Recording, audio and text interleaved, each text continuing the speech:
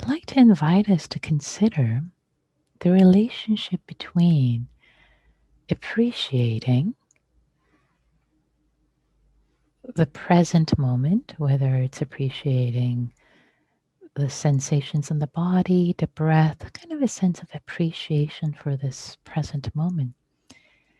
And the relationship between this attitude, this perspective of opening up, appreciation, um, seeing the good, liking what the experience is, even if it may not be pleasant at all times, but a sense of openness to the experience and its relationship to samadhi, also translated as concentration, or better perhaps translated as unification of mind, or let's just say the mind settling and feeling comfortable and cozy and not wanting to go all over the place.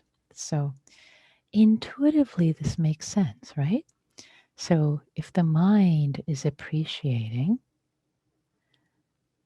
liking, resting with a sense of coziness, say with the breath. I'm going to use the breath as an example.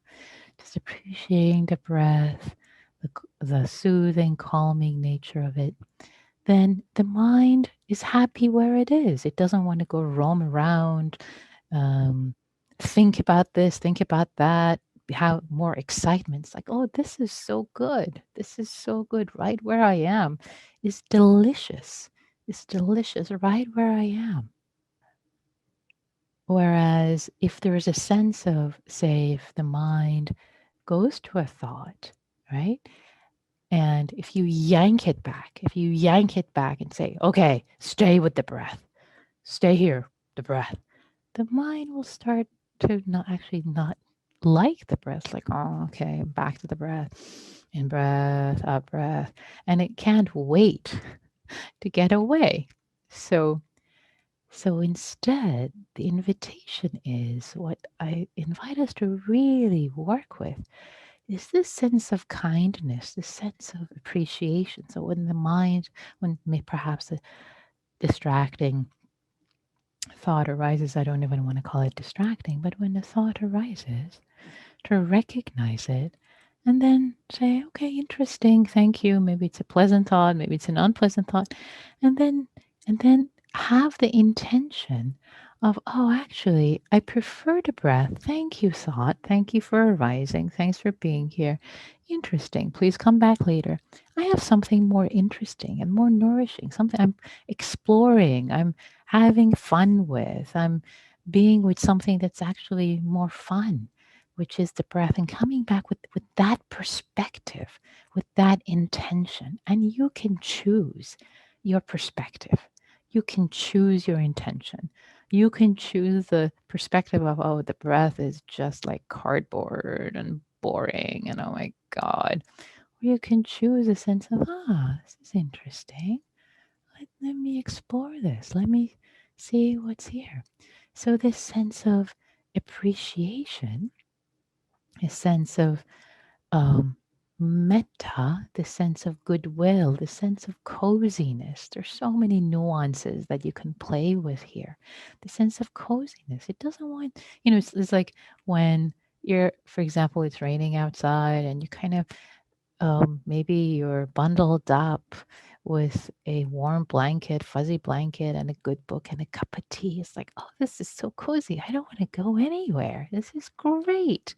Um, and but if you thought, "Oh, this is so boring. Here I am with a cup of tea, this blanket." It's like you want to go outside and play and splash in the puddles, right? Of course.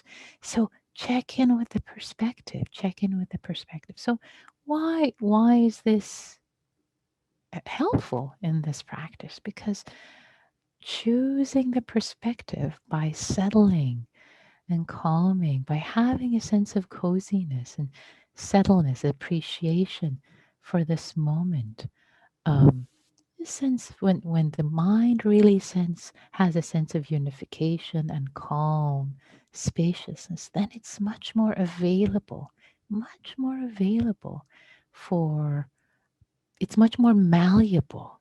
the mind becomes a lot more malleable for working with, for practicing with loving kindness, practicing compassion, forgiveness, and it actually becomes, it can tap into these practices on its own, in addition to it being beneficial for insight practice.